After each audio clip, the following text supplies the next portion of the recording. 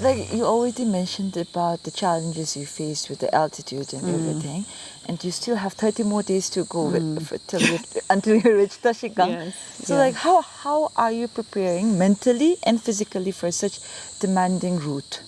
I think physically I can't do much more. I mean, I'm on the way now. Mentally, I keep referring to Gyaltse Laklen as my guiding text. Obviously, I remember my teachers and the vow, the Bodhisattva vow that I've made. And so mentally, I think I have a lot to help me. But physically, you know, you feel like your body is much more vulnerable than your mind, actually. I feel like my mind is very strong, and that the body, even with a strong mind, the body is the body. You know, you can't suddenly make it energetic if it's tired. You know, your mind, yes, but the body has its own course, right? It has its own phenomena. The second half of the afternoon of the second day are very challenging. And the fourth day, going from Saluna to Buddha Point, oh, that was so challenging, yeah. I mean, it is very, very, very tough.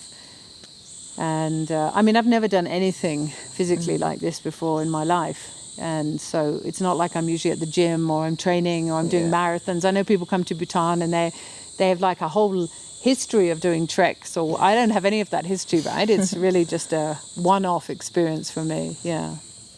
Like you have kept it as a 37-day campaign. So can you talk more on this? Why is it 37? Yeah, it was we decided on 37 days. And, you know, ironically, one of my most favorite texts that I've held close in the time I've been a nun is Gyaltse Laklen, 37 Practices of a Bodhisattva. And so suddenly it was like, 37, I know that number.